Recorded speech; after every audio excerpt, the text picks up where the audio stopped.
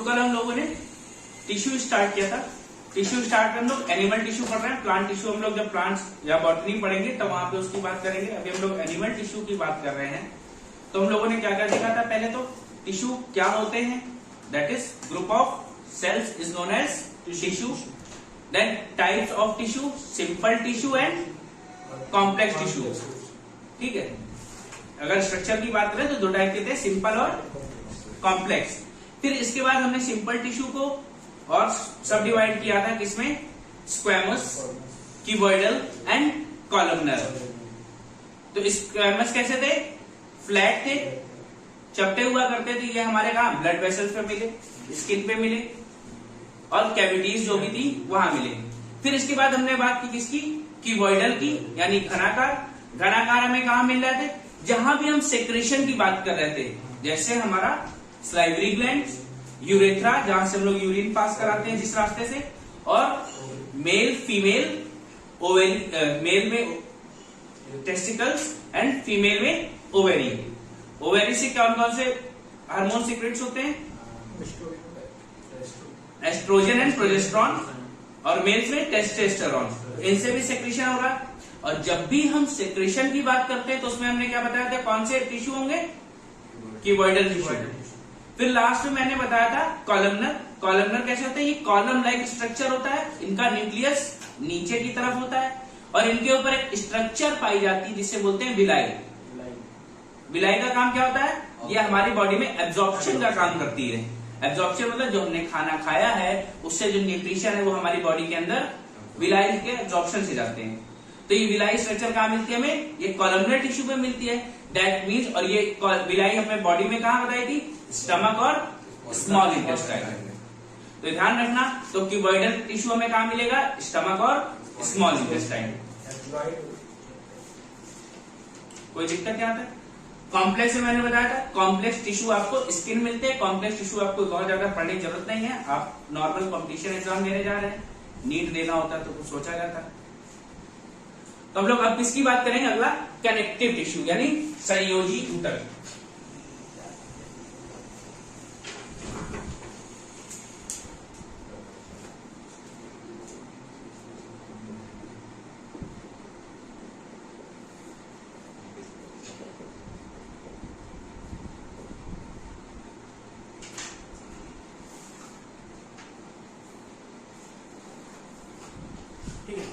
तो संयोजी ऊतक की बात करें तो हमारे शरीर में सबसे ज्यादा पाया जाने वाला टिश्यू कौन सा है?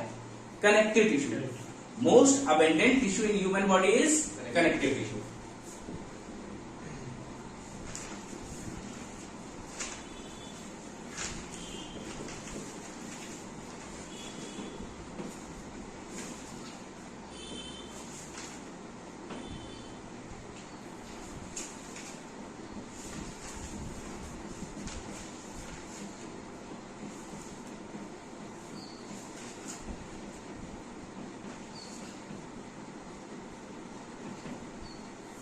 कोई दिक्कत है?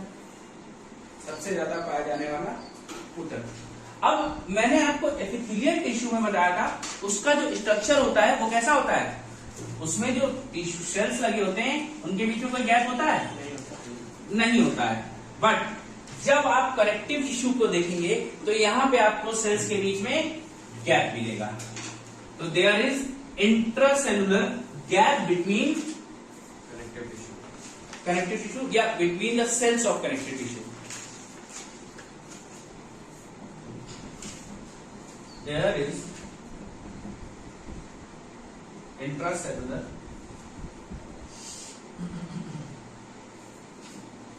gap between cells of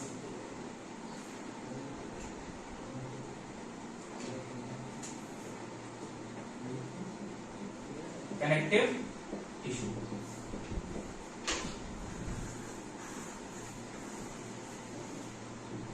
इनकी कोशिकाओं के बीच में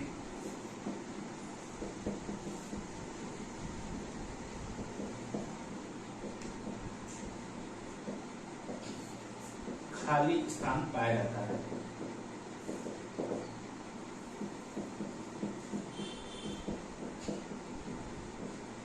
ठीक है, on the basis of structure. तो जो कनेक्टिव टिश्यू है स्ट्रक्चर के हिसाब से 4 टाइप के हैं। कौन से टाइप्स? सबसे पहला कार्टिलेज यानी उपास्थि।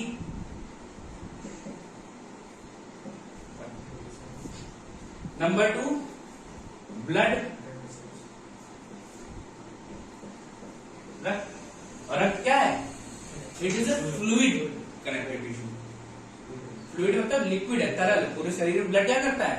बहता है। तो ध्यान रखना ब्लड इज अ फ्लूइड यानी तरल ऊतक है। कोई दिक्कत नहीं आता। फिर इसके बाद अगला कौन सा है?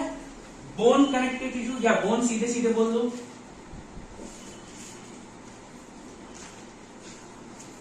ओके, बोन्स यानी हड्डियां। और fourth one is adipose. Adipose tissue यानी ये वसी ऊतक है। कौन से हैं? वसी यानी इनमें फैट स्टोर होता है।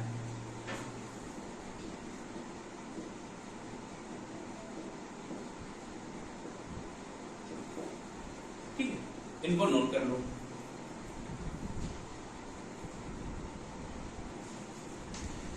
तो इसके बाद हम लोग सबसे पहले बात करते हैं कार्टिलेज की।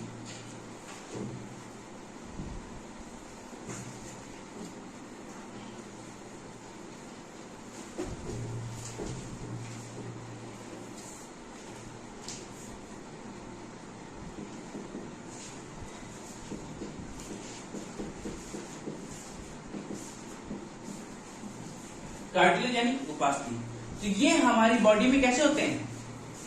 सॉफ्ट एंड फ्लेक्सिबल पार्ट्स होते हैं। Soft and flexible, solid and flexible tissue. Soft नहीं बोलेंगे, क्या बोलेंगे? Solid and flexible. और ये हमें कहां कहां मिलते हैं? पहले तो ये कैसे होते हैं? सॉलिड होते हैं एंड फ्लेक्सिबल, ठोस एवं लचीले होते हैं। अब ये पाए कहां पाए जाते हैं? आपकी नोज की टिप, आपके कान, ठीक है, आपके हड्डियों के बीच में। आप लोग, कुछ लोग नॉनवेज वगैरह खाते होंगे, तो जो लोग नॉनवेज खाते हैं, जब वो बोन्स, लेग पीस जिसको बोलते हैं, लेग पीस जब पकड़ते होंगे, तो जब आप उसका पूरे मसल्स हटा देंगे तो बोन के ऊपर जहां ज्वाइंट होता है ऊपर एक कवरिंग मिलती है। वो ना तो वो हड्डी होती, ना तो मांस होती है। वो क्या होता है? वो कार्टिलेज होता है। ठीक है, तो ये कहां? नोज टिप पे मिलेगा,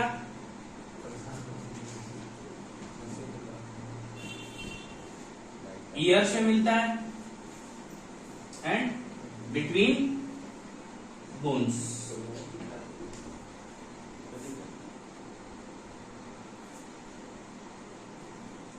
अब ये बना किसका होता है? These are made of chondrocytes. ये जो सेल्स हैं इसमें जो कोशिका पाई जाती हैं उनको बोलते हैं chondrocytes. It is made of chondrocytes.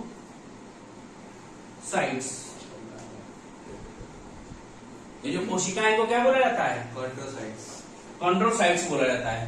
यह कॉन्ड्रोसाइट कोशिकाओं की बनी होती है। अब यही जो कॉन्ड्रोसाइट्स हैं, इनसे मैट्रिक्स निकलता है। मैट्रिक्स मतलब एक फ्लूइड होगा जिसकी वजह से आपके बॉडी के मूवमेंट पॉसिबल होते हैं। ठीक है, it secrets matrix which helps in body movement. वो कार्टिलेज सेक्रेट करता है। ये कॉन्ड्रोसाइट्स सेल्स है जिससे कार्टिलेज बना हुआ है। Cartilage is made of chondrocytes. ये कोशिकाएं हैं, सेल्स। ठीक है, these secrets a matrix which helps in body movement. Chondrocyte excrete करता है। हाँ, अब आपने सुना होगा ना कि घुटने की कटोरी का तेल खत्म हो गया, ग्रीस खत्म हो गया, सब बातें सुनते हो। दैट मीन्स वो मैट्रिक्स बनना बंद हो गया है।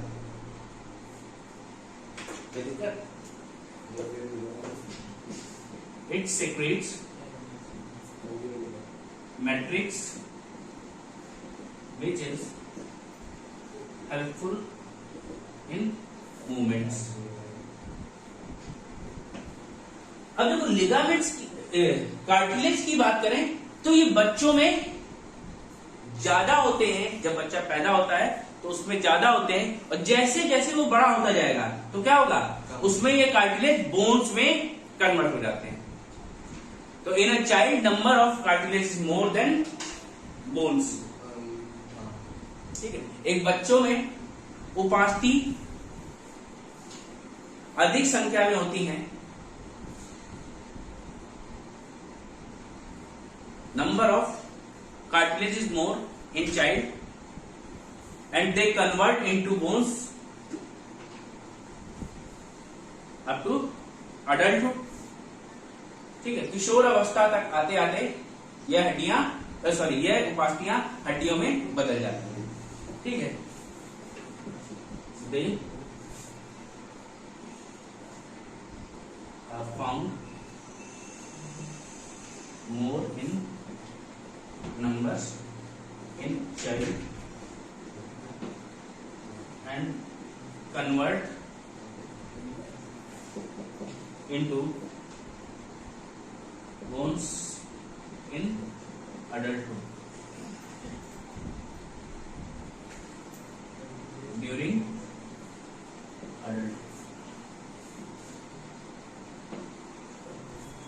तो किशोर अवस्था में आते आते क्या होता है, ये हड्डियों में बदल जाती है। कोई दिक्कत यहाँ तक? अब ध्यान रखो, जब आप इनको पकड़ते हो तो क्या नॉर्मली दर्द होता है? अच्छा, लोग पियर्सिंग करवाते हैं तो क्या ब्लड निकलता है? नहीं निकलता है, लिटिल बहुत थोड़ा सा ही नाम के लिए निकलता है। इसका मतलब क्या है, इनमें ब्लड वेसल्स नहीं है, रक्त वाहिकाएं नहीं पाई जाती हैं, इसलिए इनको क्या कहा जाता है, अवस्कुलर टिश्यू। जहां ब्लड वेसल्स होती है उसको वस्कुलर बोलते हैं, और इसमें ब्लड वेसल्स नहीं है इसलिए इसको क्या कहा जाएगा, अवस्कुलर। ठीक है, अब इनको आप अपनी मर्जी से मुंह पर आ सकते हो? नहीं, कराओ।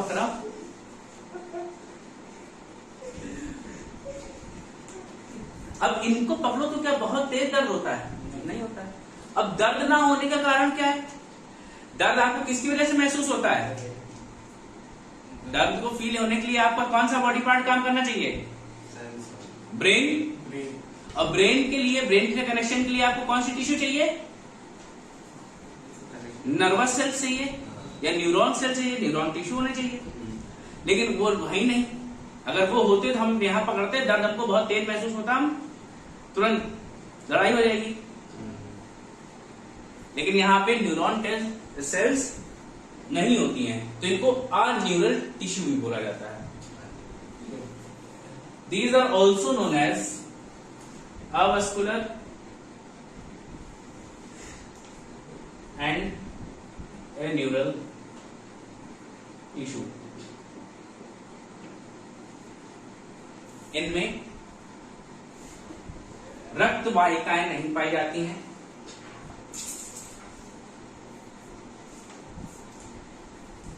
इसलिए इन्हें अवस्कुलर ऊतक कहा जाता है, और तंत्रिका कोशिकाओं की अनुपस्थिति के कारण इन्हें अन्यूरल ऊतक कहा जाता है।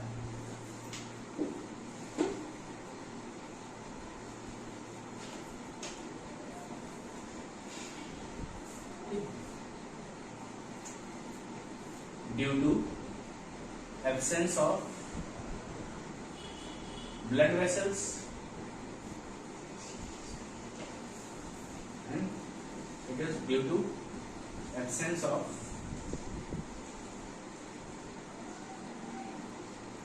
neural cells।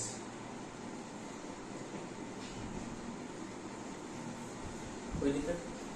अब समस्या ये है कि जब भैया अब इनके पास ना ब्लड है ना न्यूरॉन, सबसे समस्या बड़ी है कि इनके पास खाना कैसे जाएगा। खाना जाने के लिए क्या चाहिए होता है, ब्लड वेसल चाहिए।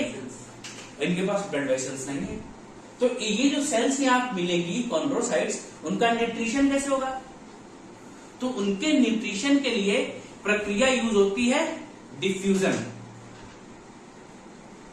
जिनके पास ये नहीं होती, हाँ, जिनके पास ब्लड वेसल नहीं है वहां पे प्रक्रिया यूज होती है डिफ्यूजन, दैट मीन परासरण। उसमें क्या होता है, उसमें जो चीजें हैं हाई प्रेशर से लो प्रेशर जाती है। ये आपको मैंने जब विंड्स बताया था वहां भी बताया था कि हवाएं कहां चलती हैं, हाई प्रेशर से लो प्रेशर। कोई भी चीज हो वो हमेशा हाई प्रेशर से लो प्रेशर की जाती है। अगर आपको बहुत तेज भीड़ में दबा दिया जाए तो आप क्या करेंगे, आप भीड़ से निकलने की कोशिश करेंगे, भीड़ से निकल के खुले मैदान की तरफ भागते हैं। दैट मीन्स आपके ऊपर जब हाई प्रेशर बना तो आप कहां गए, खुले की तरफ भागे। वहां क्या है, लोग का में, भीड़ का में, आप खुले में थोड़ा रहेंगे, वहां लो प्रेशर है। हाँ, तो ये क्या है, न्यूट्रिशन इज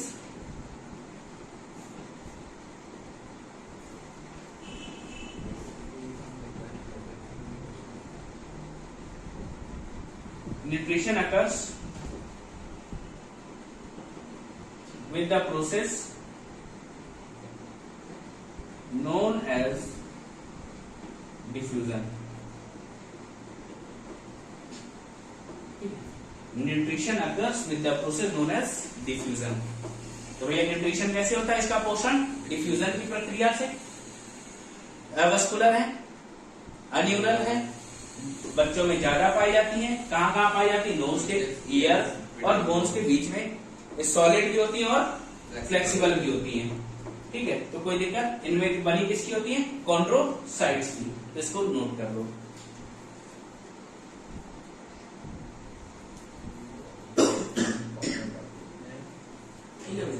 तो अगला देखिए इसमें कनेक्टिव टिश्यू में एडिपोज टिश्यू।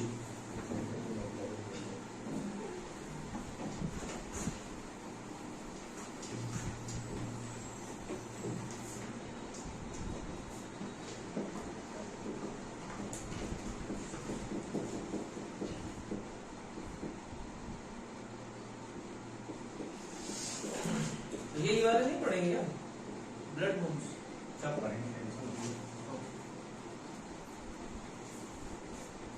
ठीक है, तो इसकी बात करें हम लोग एडिपोज टिश्यू यानी वसी ऊतक। तो इनके नाम से क्या पता चल रहा है, इनमें वसा यानी फैट्स है। कोई दिक्कत क्या है, तो इनका काम क्या होता है, पहली बात तो ये बनी होती है किसकी, एडिपोसाइट्स की। मतलब इनकी जो सेल्स हो जाती हैं, इसमें जो कोशिका पाई जाती है, उनको क्या कहा जाता है, एडिपोसाइट्स। कोई दिक्कत। दूसरी बात ये क्या है, दीज आर लूज टिश्यू। अब भैया तुम्हारी बॉडी में कहीं भी फैट हो तो टाइट होगा कि लूज होगा, लूज ही होता है। उसको हिलाओगे अपना हिलने लगेगा। तो ये एडिपोज टिश्यू भी कैसी होती हैं, लूज होती है। ठीक, अब इनका काम क्या होता है, अब आपने फैट खाया, फैट में क्या क्या खा सकते हैं आप, बटर, घी, excess oil, mutton, chicken, fish, इन सब में आपको क्या मिल रहा है, ढेर सारा फैट मिलता है। जब आपने फैट खाना शुरू किया और आप कोई एक्सरसाइज ना करें तो क्या होगा, आप फैट बर्न नहीं करेंगे। अगर फैट बर्न नहीं किया तो आपको एनर्जी नहीं मिलेगी। एनर्जी तभी मिलेगी जब आप फैट बर्न करेंगे। तो अगर आपने फैट बर्न नहीं किया तो क्या होगा, ये फैट कलेक्ट होने लगेगा, और ये कलेक्ट होने लगेगा तो आप क्या, आपको चर्बी चढ़ जाएगी। दैट मीन्स आप मोटे हो जाएंगे। तो ओबेसिटी का जो इश्यू है वो इसी वजह से आता है। कोई दिक्कत। अब हमें ये मिलेगा कहां का, it is found on skin. Skin के नीचे भी तो आपको फैट कलेक्ट हो जाता है। कभी कभी स्किन आपकी मोटी हो जाती है। जो लोग जिम जाते हैं वो लोग अक्सर अपनी स्किन खींच खींच देखते हैं, भैया कितना फैट है, वही इससे ही नापते हैं। जितनी आपकी स्किन पतली होगी दैट मीन्स वहां पे आपका फैट कम है। फिर दूसरा कहां है, लीवर में। लीवर आपका कुछ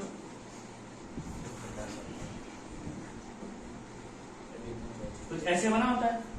आपने फैट खाना शुरू किया तो क्या होगा, इसके चारों तरफ फैट की लेयर बनने लगेगी तो क्या होगा, इस पे सूजन आने लगेगी, और इसको क्या, ये फैटी लीवर कहलाता है। आप बीमार हो जाएंगे, या लीवर सिरोसिस। और जब सिरोसिस होता है तो लीवर तो खराब ही है, लीवर सिरोसिस में आपके पैर की स्किन भी खराब होने लगती है, स्किन डिजीज भी होती है सिरोसिस के साथ। Skin disease. हाँ, सिरोसिस एक स्किन डिजीज है। कोई दिक्कत? वो फैट लीवर की वजह से होती है। ठीक, तो मैंने क्या बताया, वसी ऊतक ये एडिपोसाइट्स के बने होते हैं, ये लूज होते हैं, ढीले पड़े रहते हैं। ये कहाँ मिलते हैं? फाउंड ऑन स्किन, लीवर, त्वचा और लीवर यानी यकृत में पाए जाते हैं। इसी की वजह से क्या, जब और इनका काम क्या होता है, they store excess of fats, अतिरिक्त मात्रा में वसा को संचयित करते हैं। दे स्टोर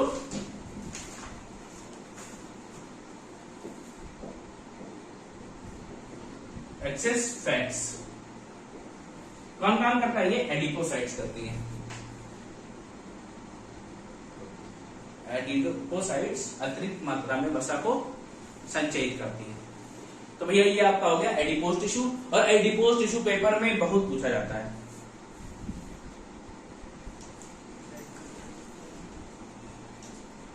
ठीक है, इसको नोट कर लो।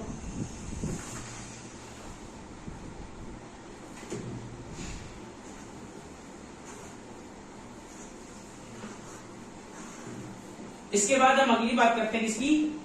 ब्लड की। तो भैया only tissue in liquid form, only tissue in liquid या फ्लूइड स्टेट,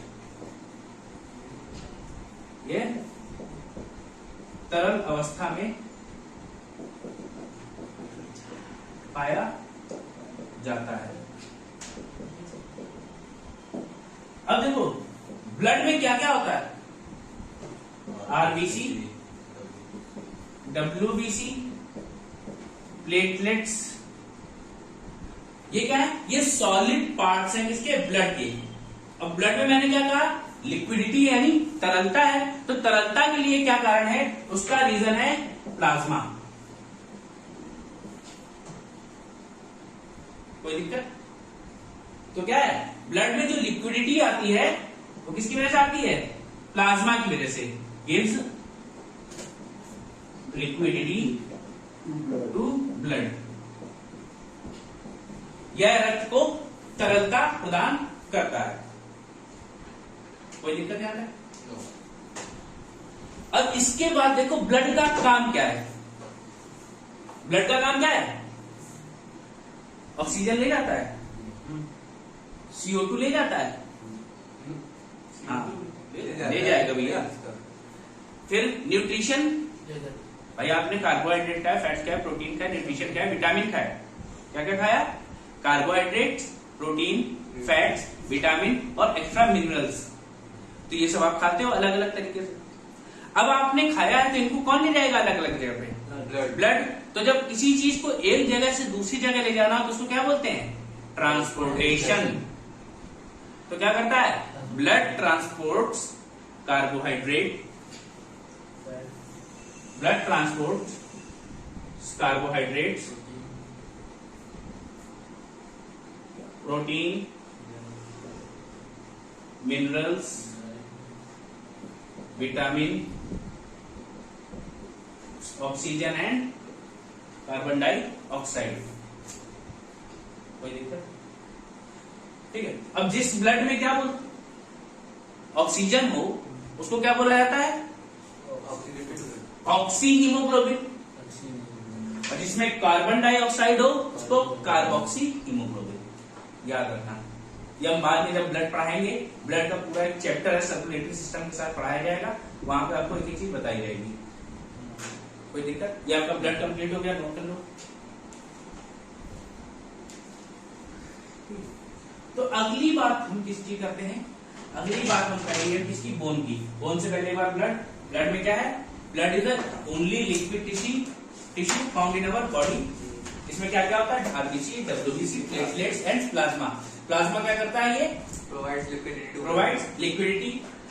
ठीक है। अब इनका असली ब्लड का काम क्या होता है? It transport carbohydrate, proteins, minerals, vitamin, oxygen and carbon dioxide into human body, अलग अलग जगह पे अलग अलग चीजों को ले जाता है।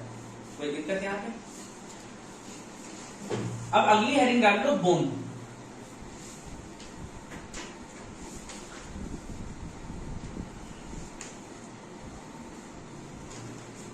सिस्टम है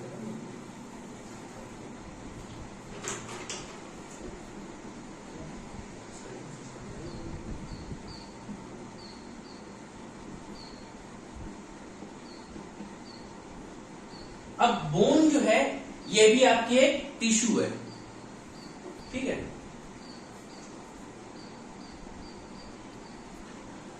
तो बोन क्या है? बोन आपकी एक टिश्यू है and it is the strongest and hardest tissue. ठीक है, यह सबसे मजबूत एवं सबसे कठोर ऊतक है।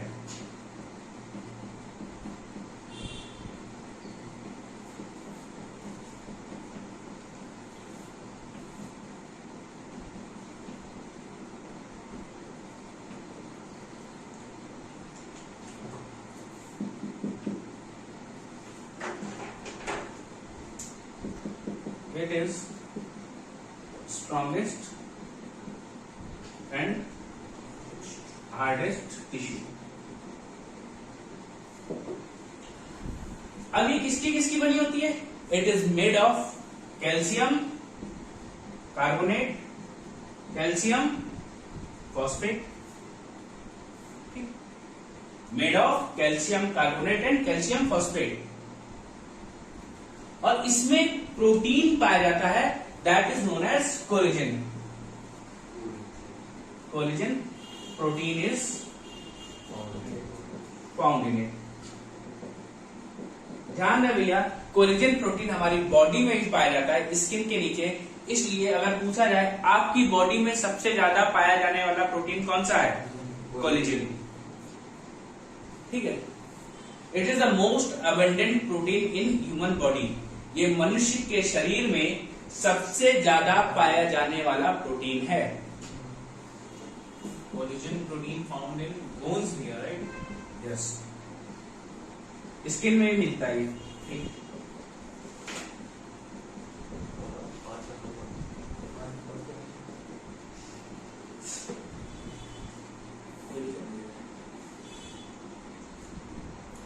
अब बोन्स का काम क्या होता है? बोन्स का काम क्या होता है? ये it gives support and protection to soft organ.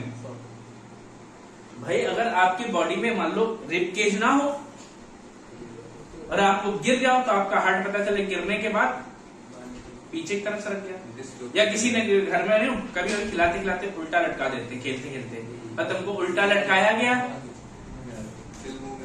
और सबसे पहली बात तो यही है कि आप जब सीधे खड़े होंगे तो हार्ट आपका नीचे गिर जाएगा, और उल्टा कर दिया तो गले में अटक जाएगा। लेकिन ऐसा नहीं होता है, क्यों? Due to bones. बोन्स में क्या है? बोन्स में आपकी रिब केज है वहां पे। तो याद रखना, bones give supports and protection to soft organ. यह कोमल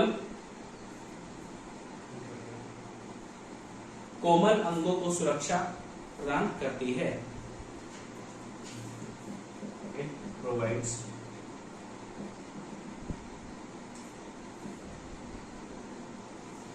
support and protection to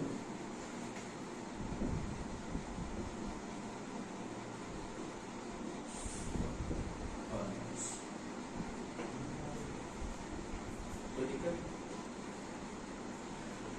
अब हड्डी के बीच में, हड्डी के जो बीच वाला पार्ट होता है, इसको क्या बोला जाता है?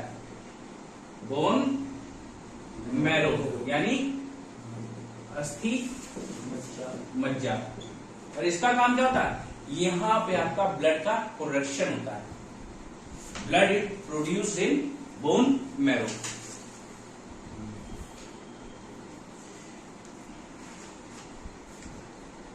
Blood is produced in bone marrow. अब देखो ब्लड जो बना, अब ये जो हड्डियां हैं, हड्डियों में सेल्स कौन कौन सी होती हैं? इनमें 3 टाइप की सेल्स होती हैं। ऑस्टियोक्लास्ट, ऑस्टियोब्लास्ट,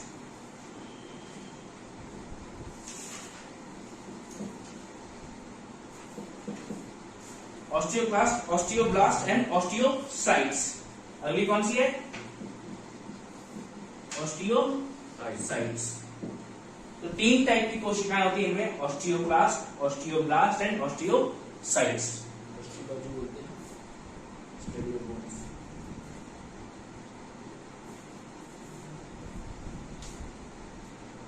कोई दिक्कत है? इसको नोट कर लो।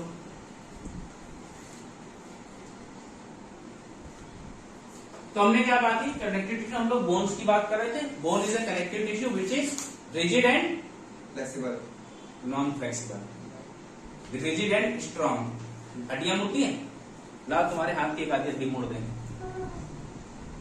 कल क्लास तो लग जाएगा। ठीक है, ये क्या सबसे मजबूत और कठोर ऊतक होते हैं? किसकी किसकी बनी? कैल्शियम कार्बोनेट और कैल्शियम फॉस्फेट की। इनमें जो प्रोटीन पाया जाता है उसका नाम कोलेजिन। ठीक है, ये क्या करते हैं? हमारे बॉडी में जितने भी सॉफ्ट ऑर्गन हैं उनको सपोर्ट देती है और जो उनको प्रोटेक्शन देती है। और क्या इनमें कौन कौन सी सेल्स मिलती हैं? Osteoclast, osteoblast and osteocytes. फिर जो हड्डी के बीच का हिस्सा होता है उसको हम लोग बोन मैरो बोलते हैं, और वहीं पे ब्लड का प्रोडक्शन होता है। ठीक है, तो ये क्या था? On the basis of structure. Now on the basis of density हमें बोन देखना है सघनता के आधार पर। सघनता के आधार पर हड्डियों की ऊतक की बात करते हैं।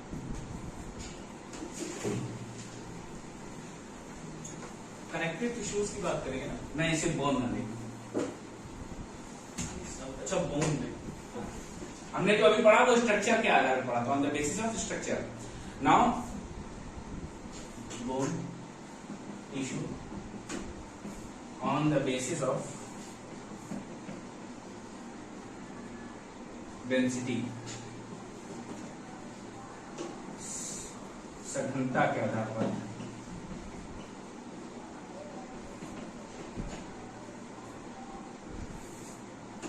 सघनता के आधार पे एक तो देखो होता है लूज कनेक्टिव टिश्यू। जो लूज है उसमें आता है एरियोलर कनेक्टिव टिश्यू।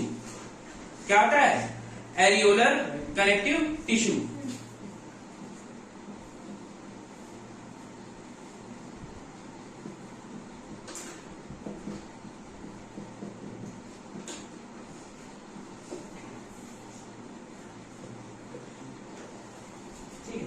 अब ये क्या करता है? आपकी बॉडी में जितने सॉफ्ट ऑर्गन्स हैं, सॉफ्ट ऑर्गन्स की चारों तरफ एक कवरिंग होती है, एक प्रोटेक्शन होती है, वो किसकी बनी होती है? Areolar tissue.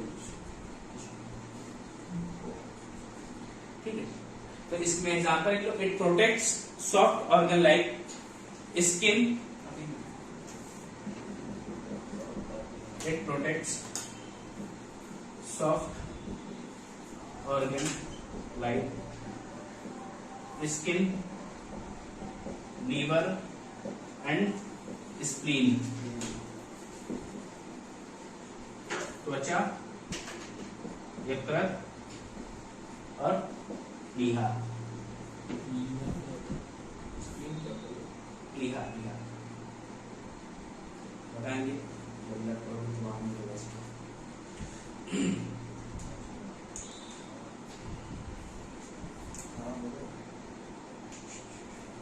ठीक है, तो मैंने क्या बताया? अगर on the basis of density की बात करें तो हम लोग लूज में जो आता है इसमें वो कौन सा है? Areolar connective tissue. ये हमारे सॉफ्ट ऑर्गन्स को प्रोटेक्शन देता है। उन सॉफ्ट ऑर्गन्स की बात करें कौन से हैं? Skin, liver and spleen. अब इसमें प्रोटीन पाया जाता है, इसमें प्रोटीन पाया जाता है जिसका नाम है मास्ट प्रोटीन। ठीक है, mast protein is found in it. और ये क्या करता है? It produces histamine. It produces histamine. और हिस्टामिन का काम क्या होता है? हिस्टामिन जब आपकी बॉडी में एलर्जी होती है, अब आप कोई ऐसी चीज खा लो जिससे आपको एलर्जी हो, तो आपकी बॉडी क्या करती है? रिएक्ट करना स्टार्ट करती है। किसी को छींकें आती है, किसी को खांसी आती है, किसी के बॉडी पे रैशेस पड़ जाते हैं या रेडनेस हो जाती है। अलग अलग एक्टिविटीज हमें एलर्जी में दिखाई देने लगती हैं और वो किसकी वजह से होती है? वो हिस्टामिन प्रोटीन हमारी बॉडी में बताता है कि भैया आपने कुछ एलर्जी वाला खाया है, फिर वो रिएक्शन हमको हिस्टामिन प्रोटीन की वजह से दिखाई देती है। ठीक है, तो histamine protein is associated with allergy, यह एलर्जी से संबंधित है।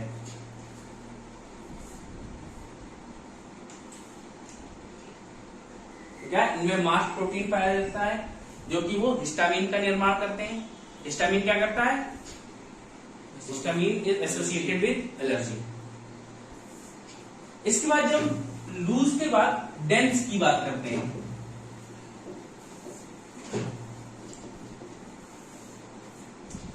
यानी सघन,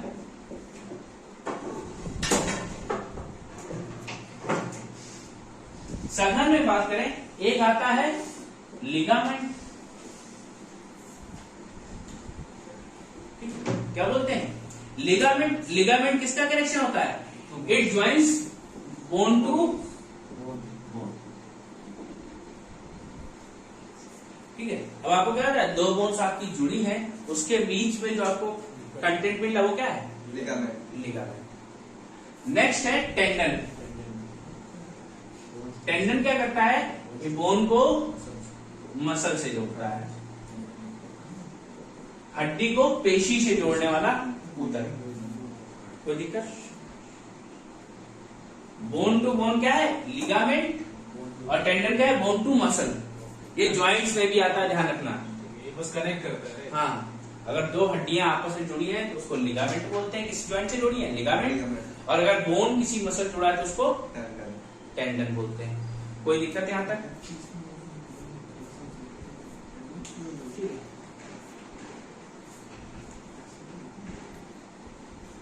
ठीक है, तो मैंने क्या बताया आपको? बोन्स में एक तो स्ट्रक्चर के बेसिस पे आपको डिफरेंशिएशन कराया था, फिर इसके बाद डेंसिटी के हिसाब से। तो डेंसिटी के हिसाब से पहला था लूज। लूज में क्या थे? एरियोलर। एरियोलर क्या करते हैं? सॉफ्ट ऑर्गन को प्रोटेक्शन देते हैं, like skin, liver and spleen. फिर बताया आपको डेंस। डेंस में एक लिगामेंट जो बोन को बोन से जोड़ता है, एक टेंडन जो बोन को मसल से जोड़ता है। फिर इसके बाद अगला हम बात करते हैं, अगली हेडिंग कर लो मस्कुलर टिश्यू।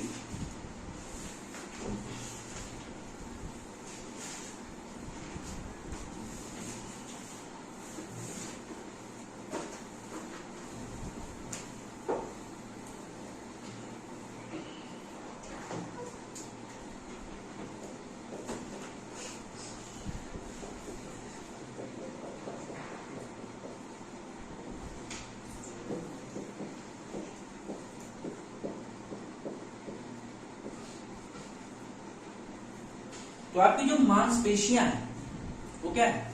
वो ऐसी कोशिकाओं से बनी है जिनके गुण क्या है? जिनकी क्वालिटी है या तो वो कॉन्ट्रैक्ट हो सकते हैं और एक्सपेंड हो सकते हैं, जिनमें संकुचन और विस्तार दोनों की प्रक्रिया हो सके।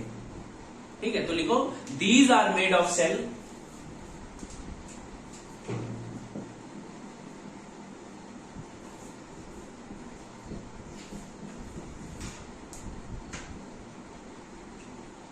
which can contract and expand.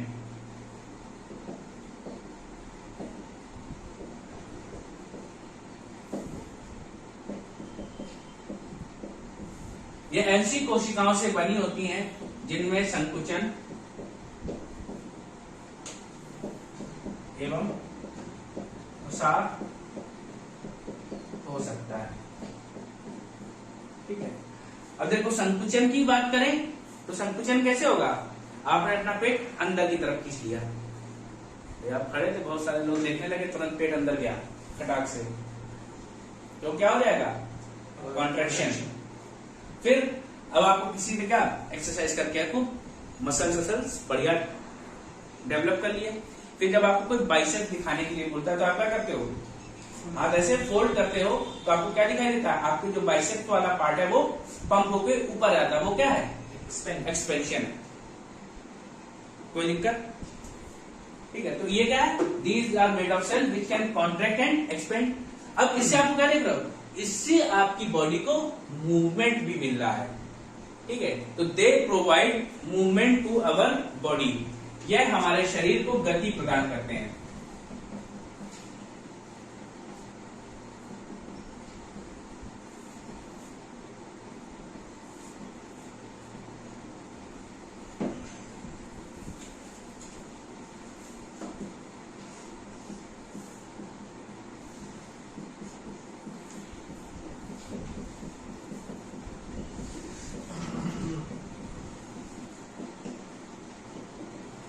Muscular tissue ये ऐसी कोशिकाओं की बनी होती हैं जिनमें संकुचन और विस्तार हो सकता है। फिर ये क्या करती है, हमारे शरीर को गति प्रदान करती है, यानी मूवमेंट। अब मैंने बताया क्या, आपके ब्लड का रंग कैसा होता है, लाल। आपके मसल्स का रंग लाल होता है। आपका जो ब्लड का रंग है वो लाल किस लिए होता है, उसका ड्यू टू हीमोग्लोबिन पिगमेंट।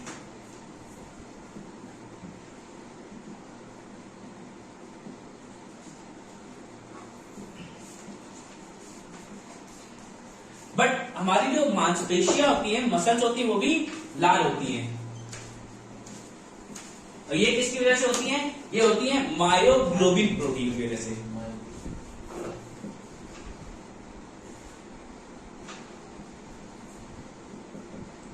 या मायोग्लोबिन पिगमेंट। तो blood red haemoglobin pigment, muscle red due to myoglobin pigment. Note कर लो इसको। अब हम मस्कुलर टिश्यू की टाइप की बात करें, टाइप्स ऑफ मस्कुलर टिश्यू।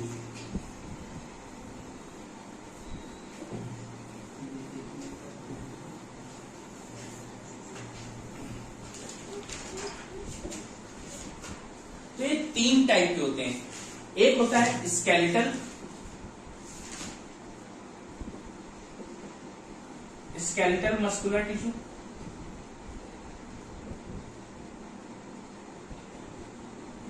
कंकाल पेशीय ऊतक। अगला आता है स्मूथ मस्कुलर टिश्यू।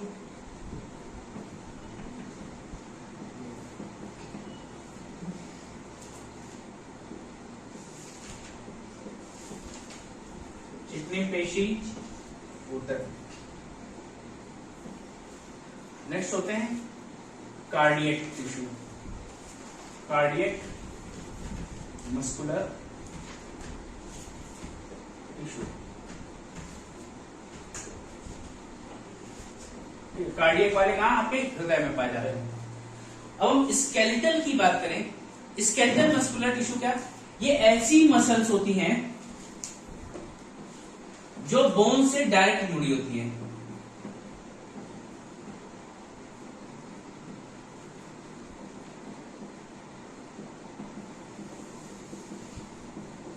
ये क्या है, ये बोन से डायरेक्ट जुड़ी होती हैं। अब बोन से डायरेक्ट जुड़ी हैं तो ये आपको क्या, मूवमेंट करने में भी हेल्प करती है। और कैसी मूवमेंट, जो आप चाहते हो,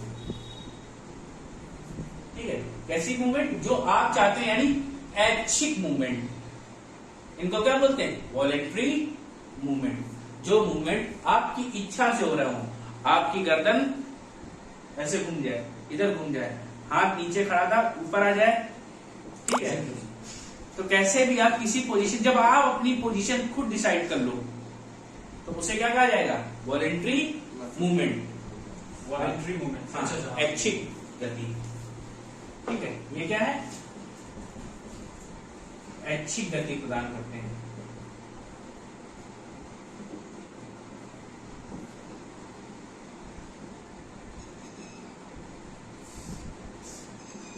ठीक है, प्रोवाइड्स वॉलेंट्री मूवमेंट। ये मसल्स क्या होती है, ऐसी मांसपेशियां होती है जो हड्डियों से सीधी जुड़ी होती हैं। पेशी जो हड्डियों से सीधी जुड़ी होती है, कोई दिक्कत यहाँ तक। फिर अगला बात करो, अगला बात है स्मूथ मस्कुलर टिश्यू, यानी चिकनी पेशी ऊतक। ये क्या करती है, ये ऐसी जगह पाई जाती हैं जहां पे आपके मूवमेंट का कोई, आप जो मूवमेंट पे कोई कंट्रोल नहीं कर सकते। अब आपने खाना खाया, खाना खाने का जैसे ही निकला तो क्या एसोफेगस में गया फूड पाइप में, और फूड पाइप में जाने के बाद आप उसे बीच फूड पाइप पे रोक सकते हो? नहीं रोक सकते हो। ठीक है, तो ये मूवमेंट कैसी हो गई? अनकंट्रोल मूवमेंट हो गई। ठीक है, इसके बाद आपने खाना खाया, खाना खाने के बाद एसोफेगस से तो गया, फिर स्टमक में गया, स्टमक में भी उसका क्या हो रहा है? फूड जो आपने खाया उसका ब्रेक डाउन हो रहा है। तो अकेले ऐसे हुआ होगा नहीं, वहां भी कुछ मसल्स काम कर रही होंगी। तो जो मसल्स काम कर रही हैं, तो क्या उन पे कंट्रोल आपका है? आपका डाइजेशन कैसे हो रहा है, उन पे कंट्रोल आपका नहीं, उन मसल्स पे। दैट मीन्स ये मसल्स भी कैसी हैं? अनकंट्रोल। तो ये कैसा मूवमेंट कराती है? अनैच्छिक यानी अनवॉलेंट्री या नॉन वॉलेंट्री बोल दो। ठीक है, देखो, they are found in oesophagus,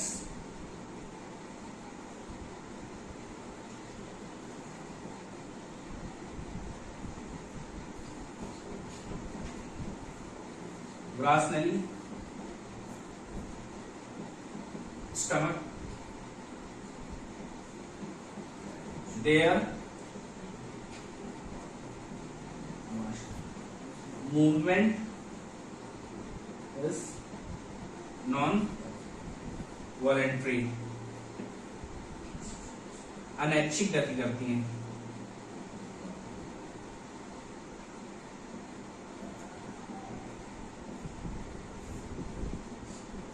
तो अनैच्छिक गति क्या है? ऐसी गति जिसपे हमारा कोई नियंत्रण नहीं हो।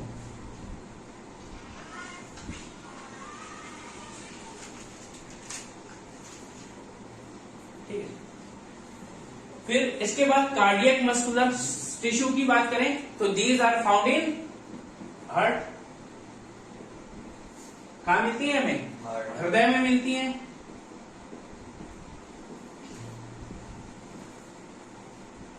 हृदय में मिलती हैं।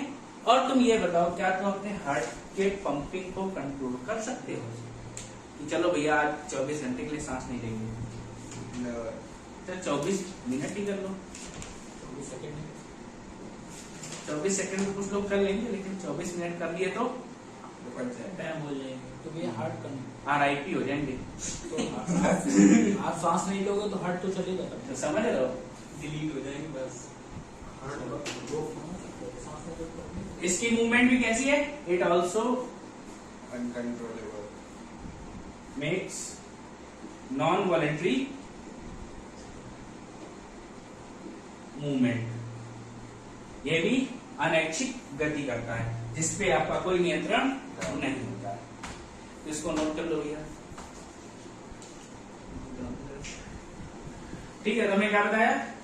स्केलेटल मस्कुलर टिश्यू, कंकाल पेशी तक ये क्या करते हैं? ये ऐसी मसल्स हैं जो बोन से डायरेक्ट जुड़ी होती हैं। अगर इनकी शेप की बात करें तो सिलेंड्रिकल इन शेप होती है, लाइक स्टिक लाइक स्ट्रक्चर होगा इनका। ठीक है, ये हमें क्या करती है? हमारी बॉडी की मूवमेंट में हेल्प करती है। वो भी कैसी मूवमेंट? जो आप चाहते हो, मतलब ऐच्छिक यानी वॉलेंट्री मूवमेंट। कोई दिक्कत? फिर इसके बाद चिकनी पेशी तक यानी स्मूथ मस्कुलर टिश्यू, इनमें क्या होता है? ये कहां मिलती है? एसोफेगस में और स्टमक में। अब आपने खाना खाया है तो वो जब खाना गले से नीचे उतरता है तो आप उसको बीच में नहीं रोक सकते हो, वो अपने आप मूव करता जाएगा। ये कैसी है? अनैच्छिक गति है जिसपे आपका कोई कंट्रोल नहीं है। तो इसे क्या है? नॉन वॉलेंट्री मूवमेंट है। स्टमक में भी आपको खाना गया, वहां भी नॉन वॉलेंट्री मूवमेंट होता है। फिर कार्डियक मस्कुलर टिश्यू, ये आपके हार्ट में जो मसल्स पाई जाती है वो क्या करती हैं? कॉन्ट्रैक्ट करती है और एक्सपेंड करती है, तभी तो आपका हार्ट पंप करता है और उस पर भी आपका कोई कंट्रोल नहीं होता है। ठीक है, तो ये भी नॉन वॉलेंट्री है। अगली बात करते हैं किसकी? न्यूरल टिश्यू की। Last one is neural tissue.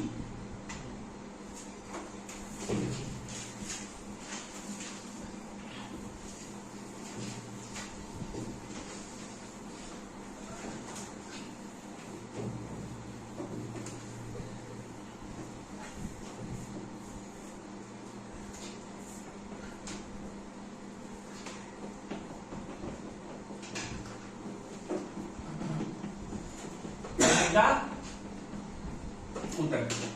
तो क्या है? ये जब बहुत सारे नर्व सेल मिल जाते हैं तो क्या बनाते हैं? Neural tissue. ठीक है, group of large neural cells form neural tissue. ठीक है, अनेकों तंत्रिका कोशिकाएं मिलकर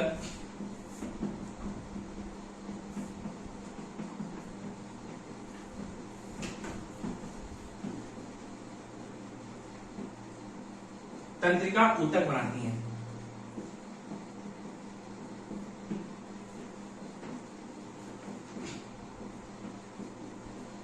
अब आपको ये याद रखना है, ये मिलती कहां है? मिलती है आपकी फाउंड इन ब्रेन यानी मस्तिष्क एंड स्पाइन, मेरु रज्जु, दो जगह पाई जाती है। ठीक है भैया, तो न्यूरल टिश्यू तंत्रिका ऊतक, group of neural cells form neural tissue. जब बहुत सारे तंत्रिका कोशिकाएं मिलती है तो क्या है? तंत्रिका ऊतक बनाती है।